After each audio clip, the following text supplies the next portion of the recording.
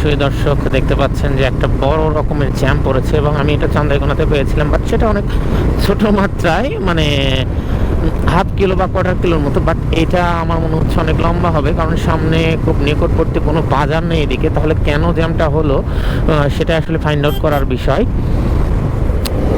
Maybe সামনে কোনো accident হয়েছে। আমরা চলে আসছি খুব কাছাকাছি।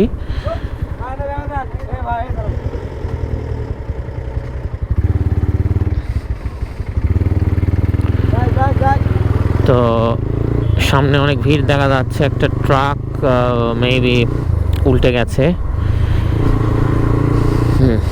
আমরা আরো এগোচ্ছি। মেবি হ্যাঁ, একটা ট্রাক উল্টে গেছে।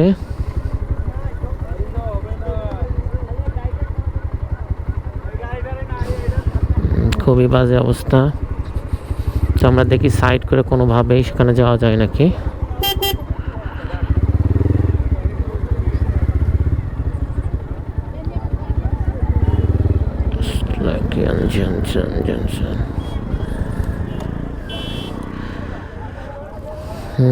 একটা বড় অ্যাক্সিডেন্টই হয়েছে।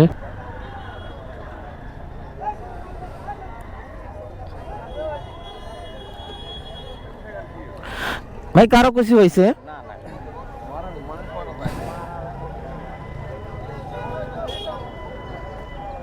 ওকে, কারো কিছু হয় নাই। তো আর লেট না করে ভেরি ডেঞ্জারাস অবস্থা।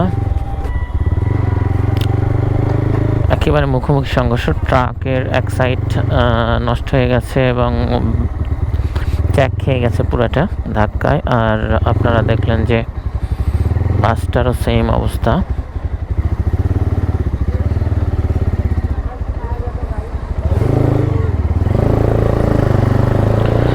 তো এটার জন্য একটা বড় জ্যাম লেগে গেছে।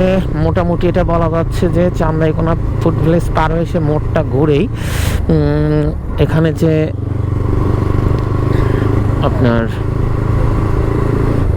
প্রজেক্টটা, সেটার পাশাপাশি হ্যাঁ, আব্দুল মোমেন গ্রুপের যে প্রজেক্টটা, এই প্রজেক্টটার একেবারে সামনে মুখোমুখি সংঘর্ষ। বাট লাকিলি কারো কিছু হয়নি আলহামদুলিল্লাহ।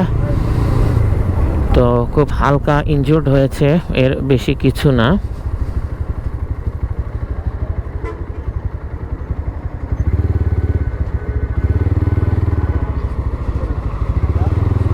তো আমরা আশা রাখি দ্রুতই আসলে এটার সমাধান হবে, না হলে আরও অনেক বড় জ্যাম লেগে যেতে পারে। এই পর্যন্ত জ্যামের অবস্থাটা চলে আসছে, এখান থেকে এই পর্যন্ত ফাঁকা, বাট এটা খুব দ্রুতই অনেক লম্বা হবে।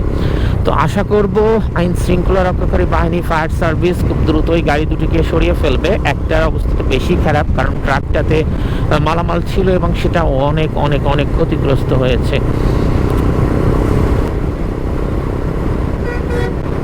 সবাই কেয়ারফুলি গাড়ি চালাবেন। দেখা হবে নেক্সট ভিডিওতে। ততক্ষণ পর্যন্ত ভালো থাকবেন। আসসালামু আলাইকুম।